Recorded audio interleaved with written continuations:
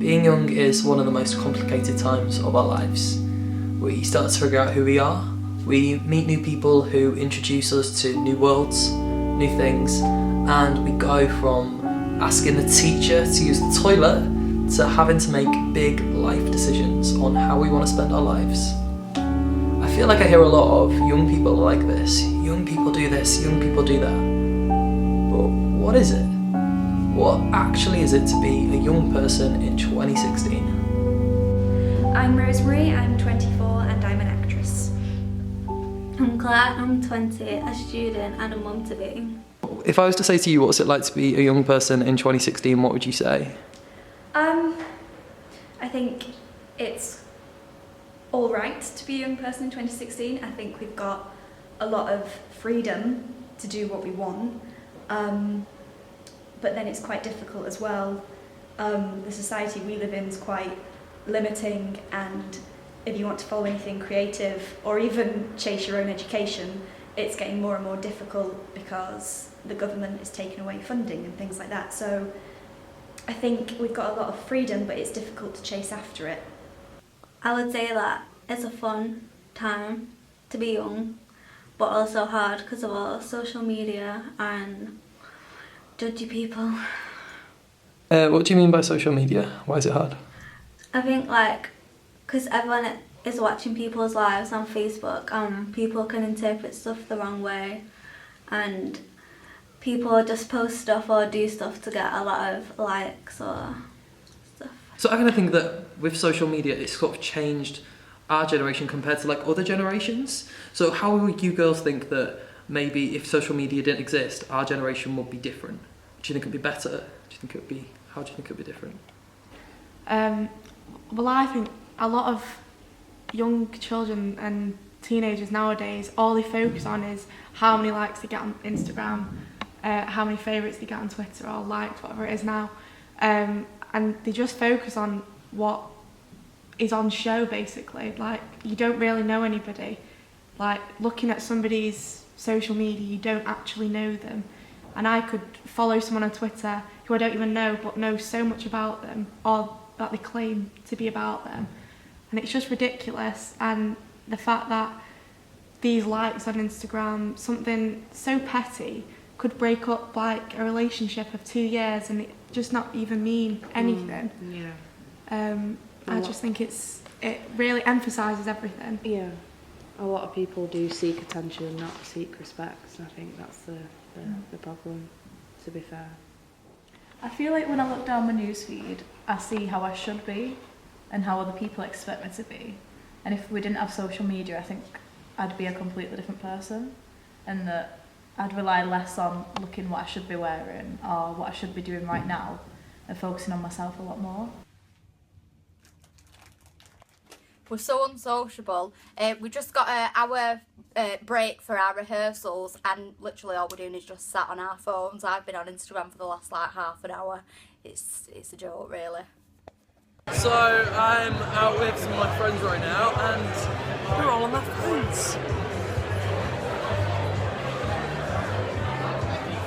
I think there's lots of negatives of social media. Personally, I think things like Facebook are very Orwellian in a dramatic kind of way. There's a book before George Orwell's 1984 called We by some Russian author, and in that the big thing was that people all lived in glass flats so that everyone could just see into everyone's lives, and that's kind of essentially what Facebook is, like a little glass screen where you can just nosy into everyone's lives.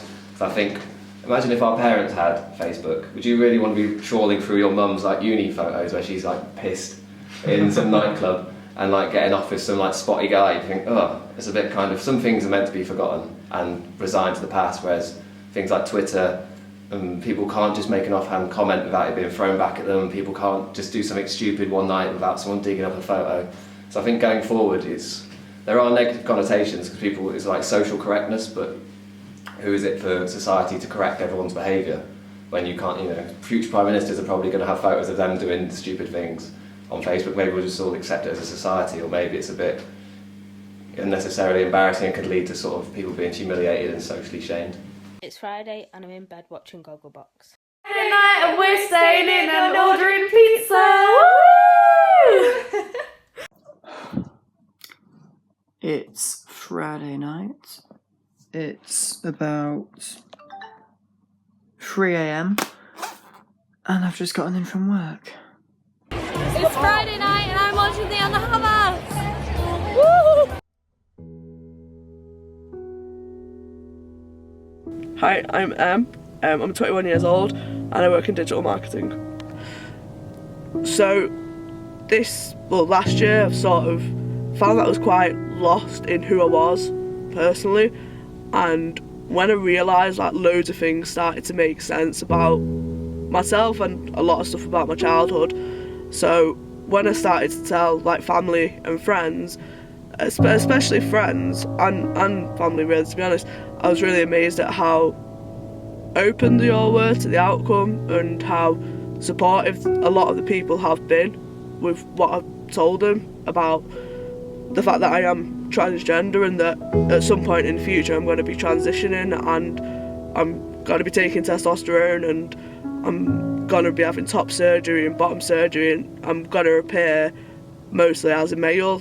Yeah, I've just had my first blood test to be sent off to the gender identification clinic in Sheffield, which will then get taken to them and then they'll sort of organise a date for me to get a testosterone shot, which will be the first of a lot for the rest of my life.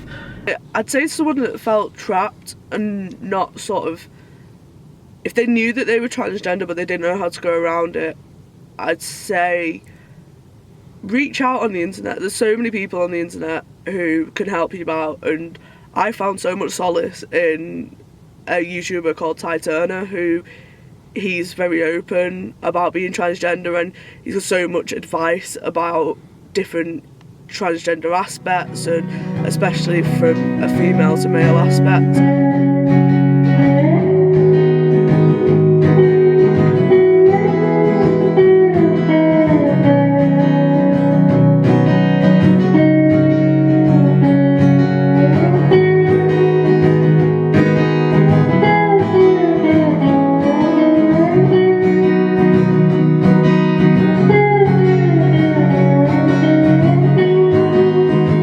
I'm Michael, I'm 24 and I'm a songwriter who is also a bartender.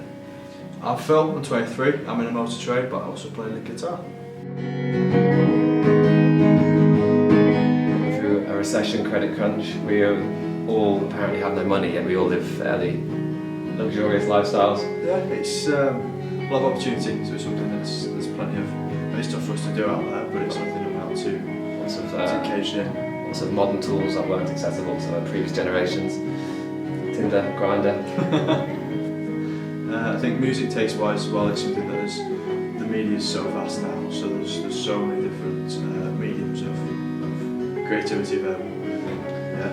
But you could say as well it's a convenient lifestyle, an easy lifestyle, lazy lifestyle. That we've adapted to. Yeah. I wouldn't want to be going down to the coal mines. I wouldn't want to be having to work extra hard, go back to my house and just have to listen to the radio all night. You couldn't cope with the coldness, could you?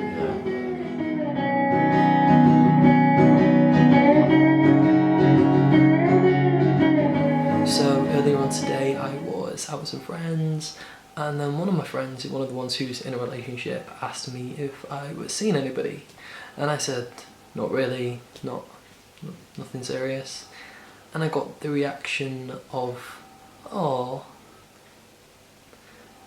It's kind of like, I feel like there's nothing to awe about, and it's them kind of comments and moments that put the pressure on young people to have these boxes ticked, you know. Being in a relationship is one of these boxes that, again, it's putting pressure on people to figure things out again, and I kind of feel like I don't need that to validate myself, or I don't need that to make me happy. Like, I love my life as it is, and yeah, I'd love to be in a relationship, but I feel like sometimes people try and make you feel down that you're not there, and especially I get that a lot from like friends and family members. It's kind of like if I was going to date someone, I'd date someone because I really want to be with them, not just for the sake of going out with someone.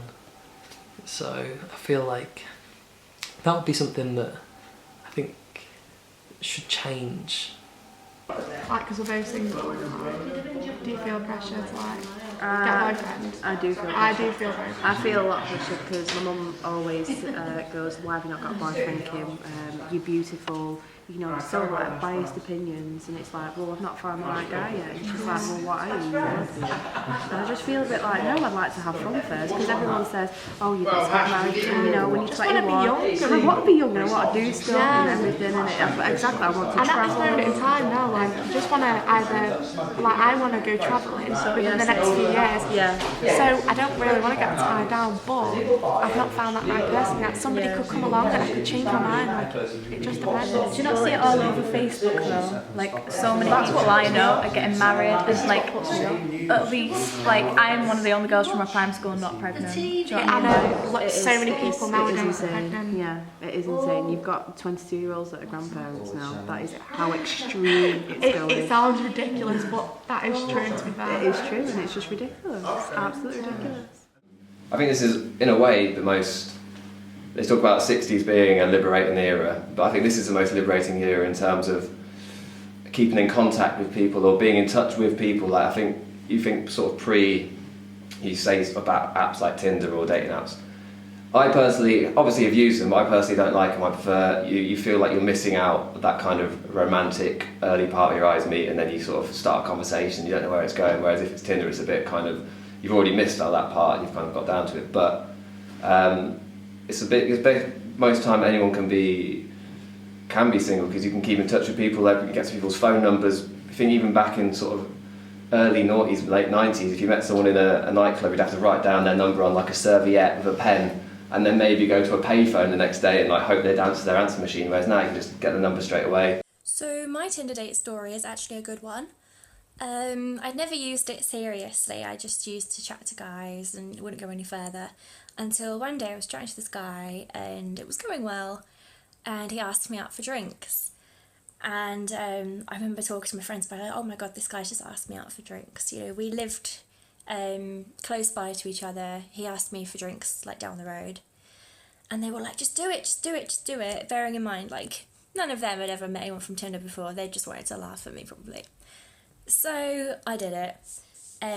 We arranged to meet in Piccadilly Gardens in Manchester, and I remember sitting on this bench in Piccadilly Gardens. I was probably about 10 minutes early, but it felt like a lifetime. I was terrified that he was going to catfish me.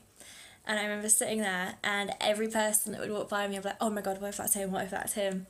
Luckily it wasn't. He texted me, he was like, I'm here, where are you? Turned around and there he was. You know, looked like he did in his pictures. And I was actually shaking. I'd never been so nervous in my life. While I was waiting for him, like, I was thinking about standing him up and going home because I was so scared. Anyway, we went for a couple of drinks at Holdfast in Northern Quarter. And me being a nervous lightweight, I did get a bit tipsy on a couple of vodkas, but I think ultimately that helped me. And it went really well. He was really nice, really good job, everything. I'm glad I didn't stand him up because we're still together now. That was in April, and we had a period where we didn't really speak much, you know, we didn't know if it was going to work. And it's been since the summer that we've been together. It's a success story. So my bad date story starts off with me talking to this girl on Tinder. We were speaking for a couple of weeks or months or so, and we decided to meet each other. So she lived in Kent, so she decided to meet in London. So we met in London on a day, I can't remember which day it was, and we went for coffee in the Selfridges near Oxford Road.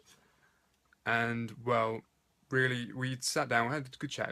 I thought it was going quite well, but later on, you'll see later on, but it was going quite well. But she went off to the bathroom, and she took all her stuff with her, and I thought it was quite weird. So I was sitting there drinking my coffee, as you do when you go to the coffee shop, and I was sitting there for about 45 minutes or so, and I got this text saying, I'm not coming back. And it was from my date, who I thought was going pretty well. She just said, "I'm not coming back." I texted her, asked her why, no reply, and that was the last time I heard of her. So I was sitting in the coffee shop for 45 minutes looking like a complete lemon, waiting for this girl that I thought was going, my date, who I thought was going quite well, to come back, but she never did. So that was my embarrassing story, and I got kind of half stood up on the date. But like you with your boyfriend, you've been with him how many years? Is it like 4? Yeah. Do you not like get pressured from his family or your family? Not really, like, both of our families are quite strict in the sense that my mum would rather us single forever, and his family were all Catholic, so no premarital anything, apparently. That's good.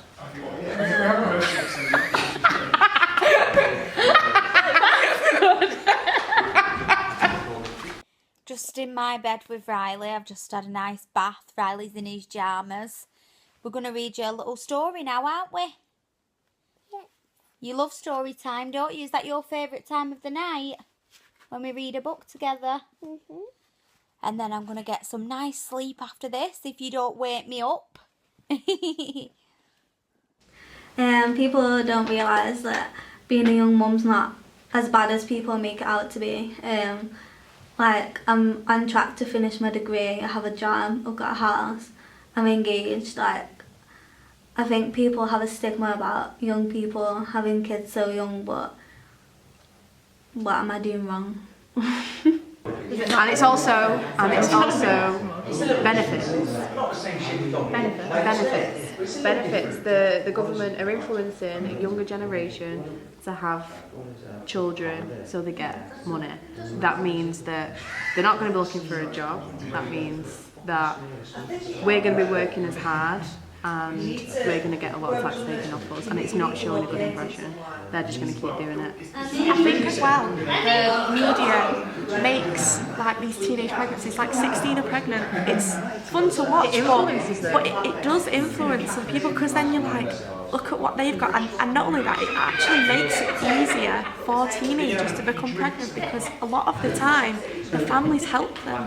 They bring up the child together, and it's a support for the family. Even Facebook, it doesn't help the younger generation, because if somebody's 16, they go, "I'm pregnant," they go, "So happy for you, oh look at this, look at that," oh they support them, and it shouldn't be like that. It should be, "What are you doing? You know, do your future, go this, do blah blah blah." You know, it's just, I'm very disappointed with the world. I had the worst sleep ever last night. Riley's waking me up through the night saying, "Mum, there's monsters in my room." So yeah, just not good. I've not really had much sleep. I'm absolutely knackered this morning. I've just done the school run, dropped Riley at school, and now I'm heading off to uni to do a performance. So today's going to be a long day. I've got a really supportive family, so my dad's going to be as kind as he is and go and pick Riley up from school for me, so I don't have to worry about that. And he's going to give him his tea and stuff, and I won't finish now till about 8:30 tonight, so... And then it's just going to be our usual routine, bath time, reading his books, bed. Hi, I'm Martina and I'm a student, 20 years old. I'm Daniel, I'm 19 and I'm a student. I'm Dojin and I'm 19 and I'm a student. I do think there is a lot of pressure just because it feels like we're the future and all of that, and the older generations do put a lot of pressure on young people. You know, they always say like millennials aren't that great and then we do nothing and we're lazy and all that, but that's not true at all. So we can have the pressure of us having to show people that we are not the lazy generation. I think the worst thing is the uncertainty of where you can be, you know, in a few years' time, because you may have got a job, like you've got 2 jobs, but do you really know you're going to be there in the next few years, and do you really want to stay there? No, that's my point exactly. It's uncertainty of what can come in the future, and I think as a young person you need to experience all of that, but then it's still going to be always on your mind, thinking about what's going to happen next and what's my next step. What about pressure? Because I kind of feel like a few years ago I was in high school, I had to ask to go to the toilet to literally I was not grown up at all, and in such a small space of time you've got to decide what you want to do with your life, like the kind of person you are. Like there's a lot of pressure I think on young people these days, so what do you guys think about that? I really wish I'd taken a gap year, because being a first year student I'm really struggling to afford the rent, or I'm moving into a house next year and I can barely afford the deposit. I work so much and I'm really struggling at the minute to fit my studies around it, and I'm paying so much that my studies should come first. Just got back from work on a lovely Saturday afternoon. It's got to be done. I mean, Riley needs Christmas presents and I need money, so I've got no choice. So I'm at uni all through the week, and then I work weekends at Santa's Grotto in Spindles. And last question, where do you see yourself in 10 years' time? Hopefully I will be acting professionally and making lots of money from it and not starving. Who knew? Hopefully working in a job that I actually want to do. I'm not sure, honestly. I really hope to be doing what I love, and I'm happy, but yeah. Again, I like to progress within myself. I like to find out what else I can do as a person, what else that I'm capable of doing, what else that could sort of lead me to different directions. I'd see myself in digital marketing still, but progressing higher up. I'd love to start my own company for transgender people and having everything they need UK based, because everything I've needed has been all over the place. Become successful in a field of my choosing, I think, is what I want to do in 10 years. I don't want to just go into sort of panic at 27 or whatever in a few years' time and just think, oh, I just need to get a job because I need to have some sort of status to feel like this is my life now. I'd rather do something in like writing, like music. If I could achieve something in that field, whatever it is, in 10 years' time, that would be what I'd like to do.